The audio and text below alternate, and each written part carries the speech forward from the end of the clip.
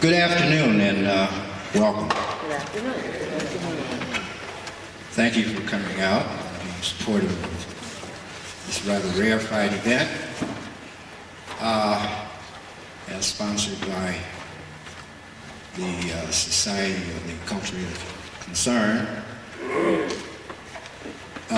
with a great deal of help from St. Matthew's, St. Joseph's Episcopal Church, its Arts and Culture Commission, and its Historical Society, the Constant Bush Mims Historical Society,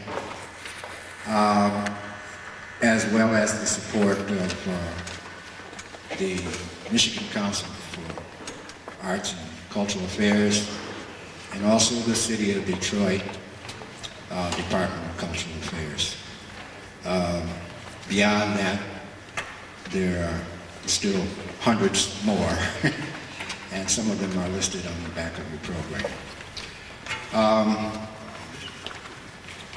We're featuring today something that's very rarefied, and it's being performed by some very rarefied talents. All right. We are particularly proud of them all because they're Detroiters. And we're known, unfortunately, not as much for our 100-year history or so of contributing music to the world, first-class music at that, as we are for some other things like automobiles, fires, and stuff. But what the rest of the nation doesn't know about it, we'll just keep working on it and whatnot. In the meantime, we can certainly celebrate it ourselves. And so again, thank you very much for coming out. We're going to begin this evening's program with an informant, as it were, about ragtime in Detroit. And it's going to be delivered by one of the nation's most noted musical historians and musicologists, Mr. Arthur LeBrew.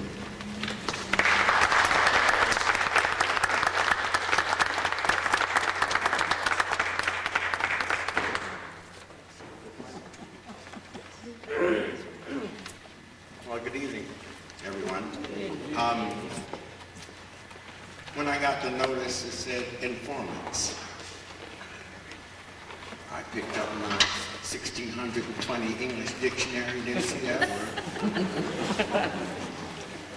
Picked up a Webster, that I used in college, 1952. Never saw that word either. I said, where does it come from? What does it mean? Found out today, it's a new word. What they meant is they want me to talk, okay?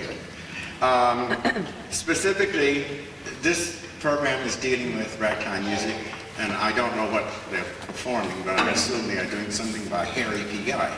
And you saw something at the back of your program on who Harry P. Guy is, right? The one thing about Harry, and when I did my initial research, was no one in the black musical community seemed to talk about him from, say, 1920 to the time he died. The black musical community remained silent. And so a lot of the things that he was doing on his own, and I guess to survive. As you read in the obituary, he died a pauper. Why musicians have to die and nothing is written about them makes me sick. We spend a lifetime of helping to entertain, and then no one bothers to remember you when you're gone. Well, that's been one of my goals as a historian, is if I got your name somewhere, even if it's 1850, I'm going to try and find out what did you do for the next 20 years to see how it ties in with the music history. In my book that's coming out, as soon as I can publish it, I've titled it the Detroit that nobody knew or bothered to find out about. And I started 1800 and I go up to 1900. And I pulled the name of black musicians that nobody's heard of that were performing here. When it came down to the ragtime period, here's what I am entering into the book. You notice I take off my glasses to read? This happened in 1894. One of the justices had brought someone in from a bar room. He had caused a disturbance by saying that the mechanical music instrument was out of tune, and he didn't want to pay the money. The justice immediately said, hey, wait a minute now, you heard the song, go on and pay the man the money. He had to pay him the money. Mechanical instruments played a great deal in ragtime too. The twinkle twinkle of the old cylinders, if you're familiar with old mechanical instruments. It's like the old music boxes, you know, where they hit the little things, and they were able to control certain rhythmic features that were obviously used in ragtime. Ragtime in Detroit, the biggest name was, of course, Fred Stone.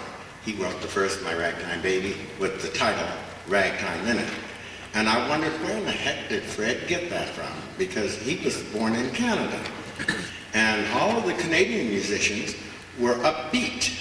They didn't play in the bordellos and so forth. And I said, well, where in the dickens did he get this from? And we still don't have an answer. But I did find this out, and I write it like this: ragtime music with its offbeat rhythms constantly swelled among the dancing population of Detroit, whites and black alike.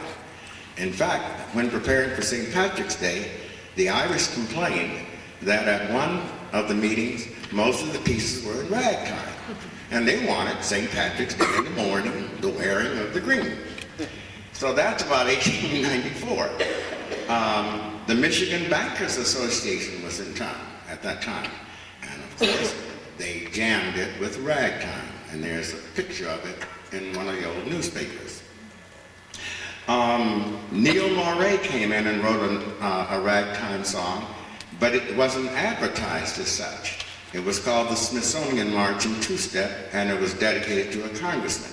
These were all early precursors, so that by the time Fred Stone got it, I noticed a tune in there that I think everybody knows. May I play it for you? Yeah. I'm paraphrasing.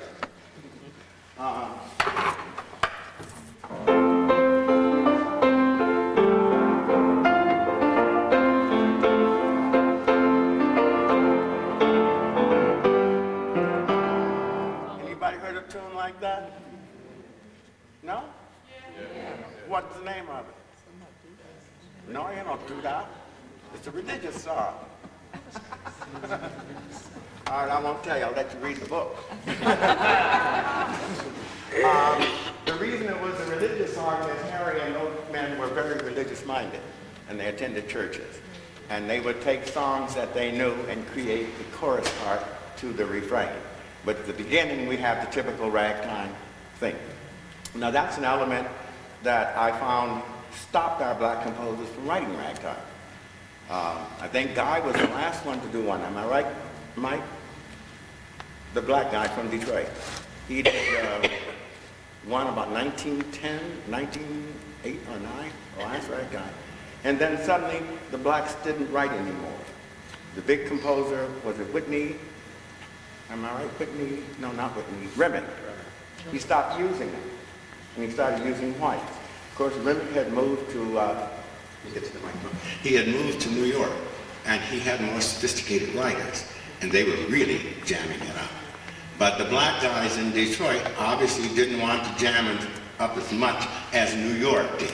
And you know, New York was nothing but Tin Pan Alley, just a bunch of everything that could come out. So when ragtime, as I seen it, it died out about 1910, 1911. The scholars say that with Irving Berlin's, what is it? Alexander's Ragtime Band. That was in the Ragtime. But at any rate, Harry P. Guy and Fred Stone were two of our best writers. We have their music. Harry P. Guy, we're going to have another big thing to put a tombstone on his grave. Leontine Smith, who's a member of the Cole family, who's now deceased, told me many years ago, as well as her mother, that Harry's son was living somewhere, and we never could find him. When we did track him down, he died in 1990. And he could have told us more about his father. His two sons refused to answer letters regarding the tombstone. So it's up to us in Detroit to get that tombstone. The other thing that I will be doing is I will be at the Library of Congress, and if you people want to donate something on it, to make a copy of all of his music to bring back to Detroit. He has published music and unpublished music that I have uncovered. But it's a fortune for me to do it alone. So if any of you feel like helping me, see me afterwards. I can use the help. But meanwhile, as I said, ragtime in Detroit was among both the white and the black. It wasn't just a black thing here. So what we're going to hear today, I guess, is going to be a mixture, right? Right? Thank you. That's all I have to say.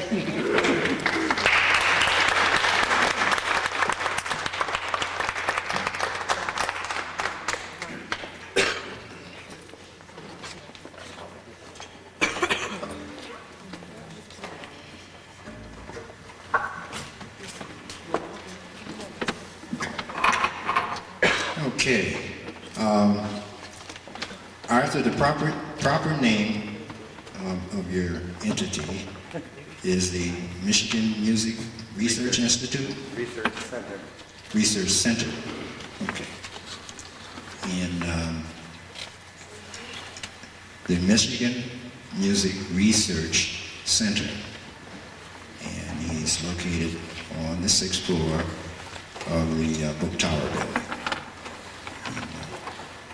I would suggest all of you scholars, even jackleg scholars like myself, to avail yourself of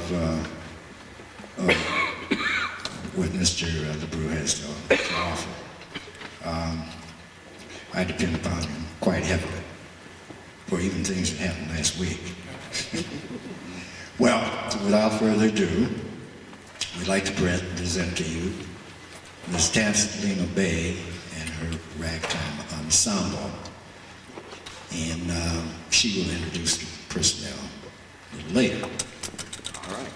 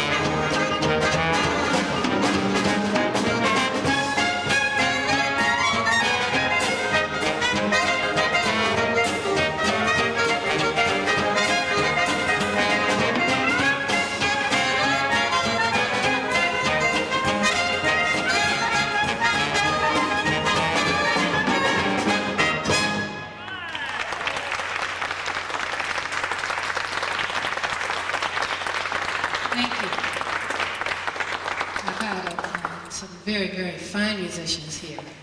We've been playing with Marcus for the past couple of years doing Louis Armstrong, and they've been grateful enough to kind of make a turn and go back even further and do some ragtime with me today.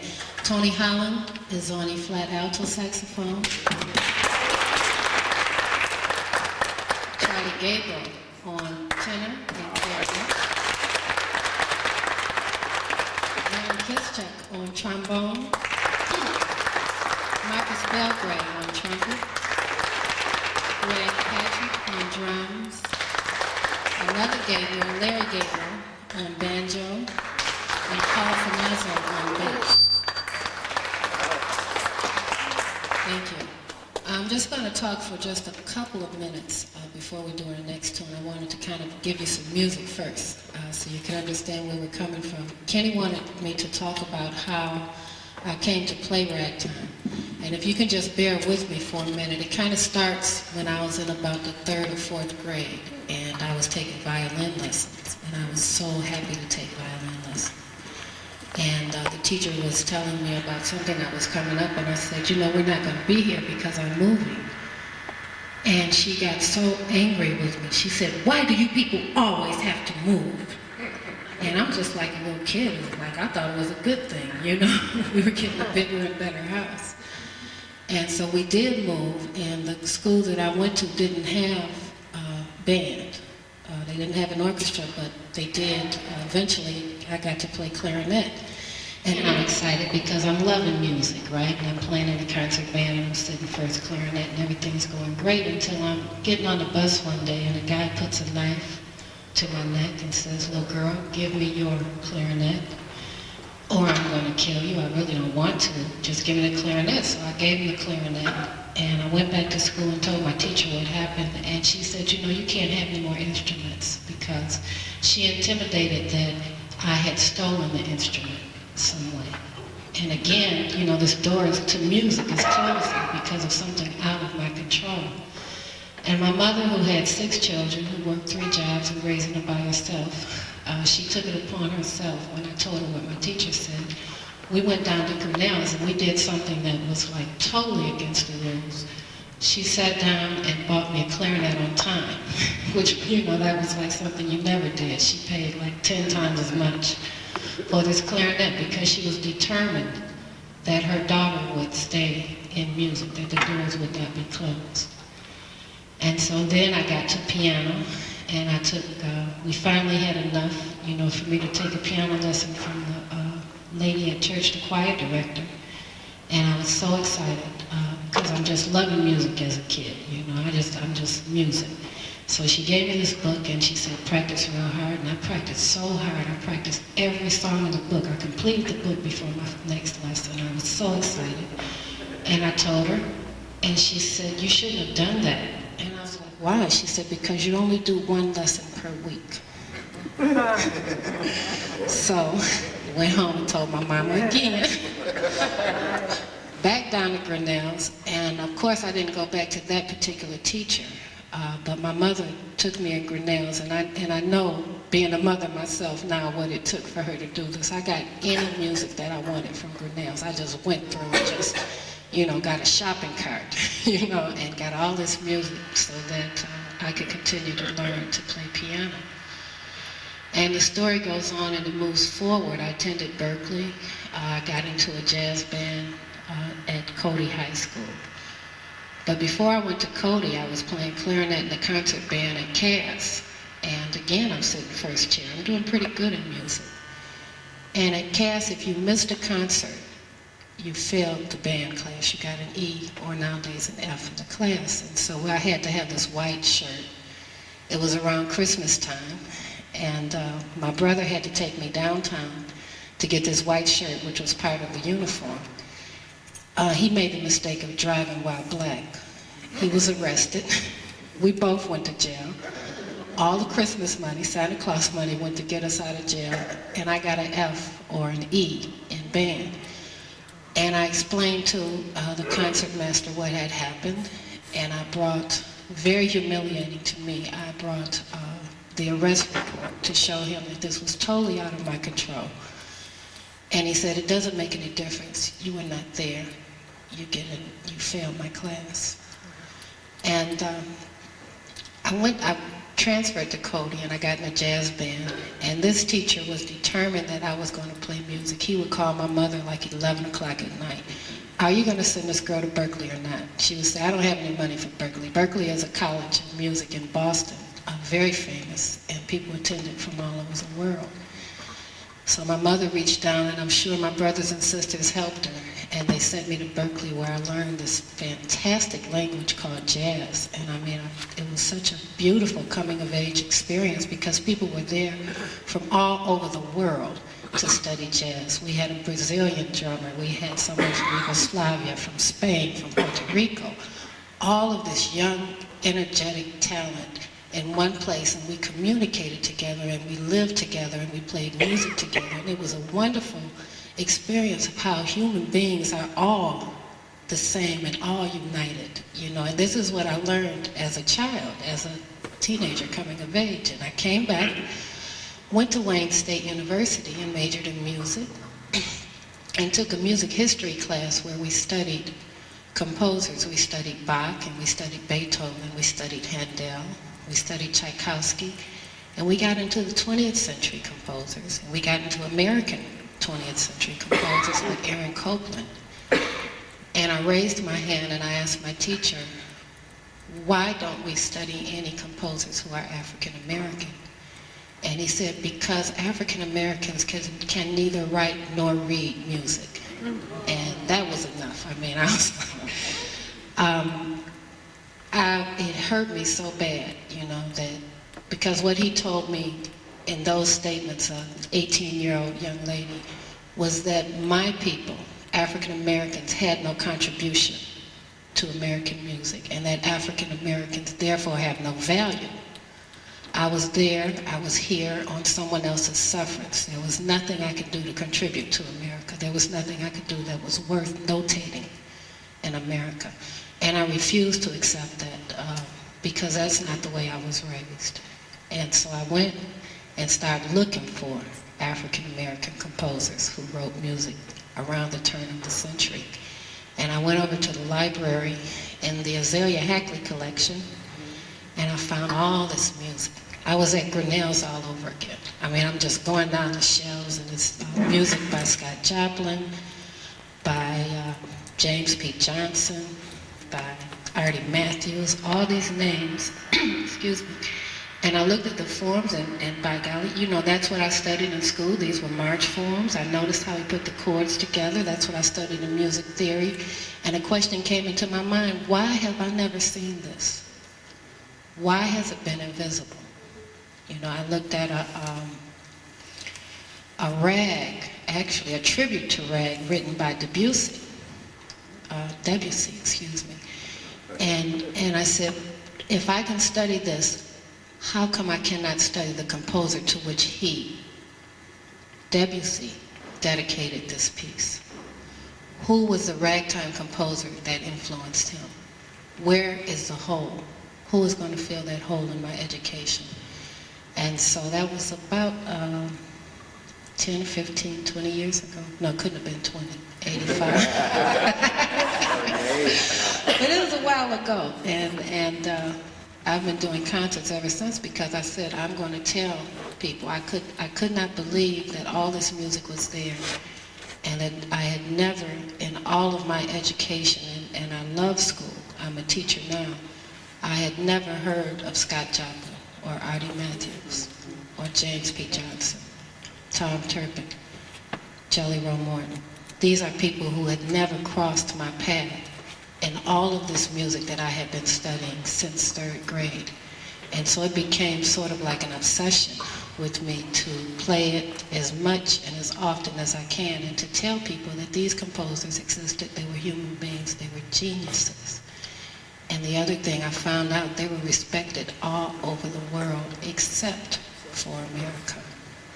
I found articles written in England and in France where they complimented and went crazy about this new ragtime music, and they said that America is looking at European music when it has a gem right in its backyard that it refuses to see, and that was ragtime music.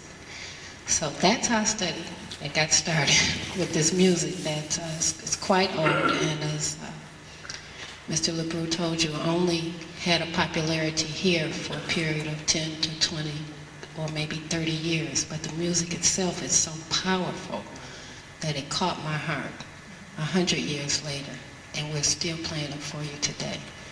You heard Maple Leaf, and we're going to play one more song by Scott Joplin called Elite Syncopations, written in 1902.